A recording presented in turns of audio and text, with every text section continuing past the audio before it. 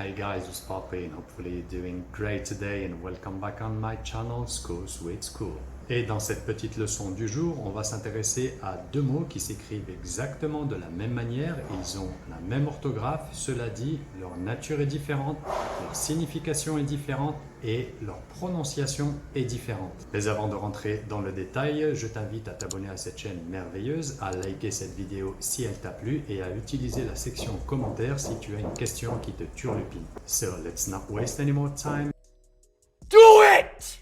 Just do it! Alors, les deux mots qui nous intéressent dans cette petite vidéo du jour sont live and live. Le premier veut dire vivre, être en vie ou exister. Et le deuxième veut dire vivant ou ça peut vouloir dire également en public ou en direct. Donc, ils ont exactement la même orthographe mais ils se prononcent différemment. Tout d'abord, on va s'intéresser au premier, le verbe to live, qui veut dire vivre, exister, être en vie. À titre informatif, un verbe, c'est un mot qui permet de décrire une action. Alors, le verbe to live est un verbe régulier, c'est-à-dire que si tu veux le mettre au passé, tu as juste besoin de rajouter un D à la fin. Ça donne lived.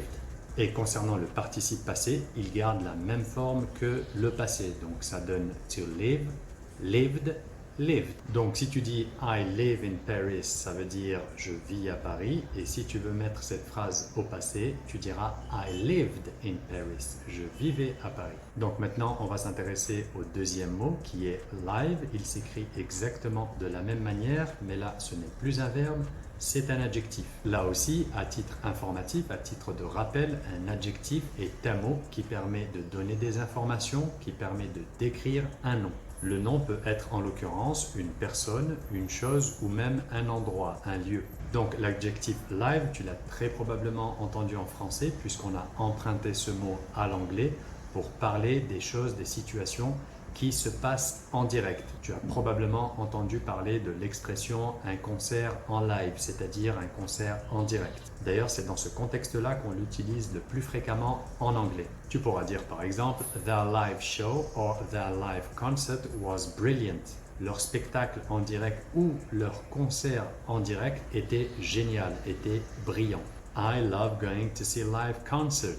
J'adore aller voir les concerts en live, en direct. Dans cet exemple, concert c'est le nom et live c'est l'adjectif qui permet de décrire le type de concert, en l'occurrence en direct, en live. Pour que ce soit clair pour tout le monde, on va faire un petit récap. Lorsque tu veux dire vivre, habiter, ce sera to live. Donc tu pourras dire I live in Paris or I live in New York.